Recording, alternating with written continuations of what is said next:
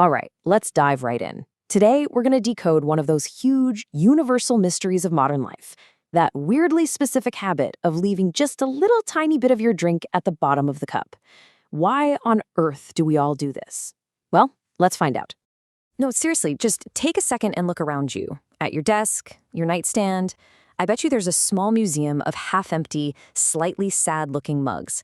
And you probably just figured, oh, I'm just lazy, or you forgot.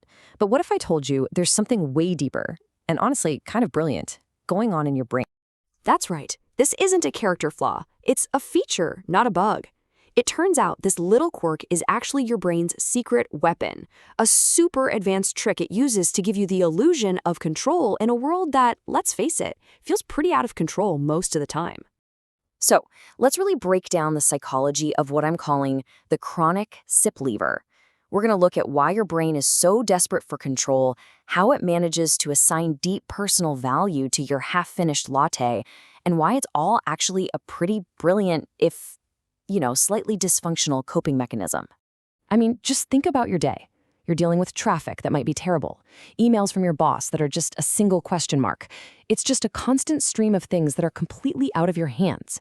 It's this nonstop flood of little uncertainties where you never really feel totally in charge. But that last little sip of cold coffee in the mug? Well, that's different. That is something that is 100% in your control. In a world of chaos, it's this one tiny, manageable problem, and your brain just loves it. And this right here brings us to the first huge psychological reason for this habit, our fundamental need for control. You're not just avoiding a trip to the sink, you're making a statement. You're taking this tiny stand to assert your power over one very small corner of the universe. Okay, so there's a fancy term for this. Psychologists call it having an internal locus of control. And by deliberately, and this is key, deliberately not finishing that drink, you're sending a quiet but really powerful signal to your nervous system that says, hey, I'm the one steering the ship here. I decide when this is over. But hang on, it's not just about control. It's not just a power trip. There's another, much more primal instinct kicking in, and it's all about how your brain assigns value to things, even things that are, let's be totally honest, kind of gross at this point. It's something called the endowment effect. So the second that drink becomes your drink, the one that got you through that morning meeting, it suddenly becomes way more valuable to you. Your brain is basically running on this ancient software from a time when resources were scarce. So finishing it means the resource is gone forever, but leaving a little sip? Now that cup isn't just a dirty dish, it's a valued possession. Okay, so we've got control and we've got value. Now let's talk about the neuroscience of getting things done, and more importantly, why you might be actively avoiding it, one sip at a time. This all comes down to a neat little brain function called the completion loop. So, your brain is basically a dopamine junkie. It loves finishing things. It gets that little reward, that little chemical ding, every time you check something off your to-do list. And that feels great when you're doing chores, right? But finishing a drink? Well, that's a very, very different kind of completion, isn't it? And see, here's the problem. Finishing a drink, gulping down that last sip, it signifies something. It means the break is officially over. It means you now have to face that project you've been putting off. So by leaving that last sip, you keep the activity in progress forever. You're basically exploiting a psychological loophole to keep reality at bay for just a little bit longer. Okay, so right about now, you're probably feeling pretty proud of this clever little brain hack. But I'm sorry, I'm going to have to hit you with some harsh reality. Because all those unfinished mugs scattered around, they come with a very real hidden cost. So the physical space around you is constantly sending signals to your brain. Every single object, every mug, demands a tiny little bit of your attention. And this creates something scientists call cognitive load. Think of it like your phone's battery.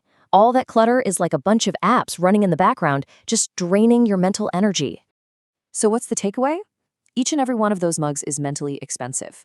Your brain sees them and registers them as unfinished business.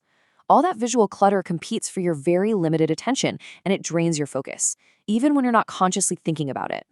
And it gets worse. Research has shown that people who live and work in cluttered spaces have measurably higher levels of cortisol, which is the main stress hormone. So while that last sip gives you that cute little illusion of control, it's also, quite literally, making you more stressed out and tired. So what in the world can you do about it? Well, the answer isn't to just magically develop superhuman discipline. We all know how that goes, right? It lasts for a day, maybe two. The real goal is to stop relying on willpower and just build a better system. And one of the best ways to do that is with this awesome technique called habit stacking. The idea is simple. You don't need to become a whole new person. You just need to build a system that works with your brain's weird little quirks, not against them.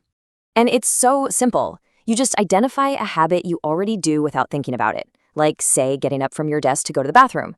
Then you just stack the new habit on top. So the rule becomes, when I get up to go to the bathroom, I take my mug with me. The old habit triggers the new one. Suddenly, it's on autopilot, no discipline required. So let's wrap this all up. The next time someone points out the graveyard of mugs building up on your desk, you don't have to feel bad about it. In fact, you now have a fully loaded, scientifically backed response ready to go. You can just calmly look them in the eye and explain that you are not, in fact, being messy.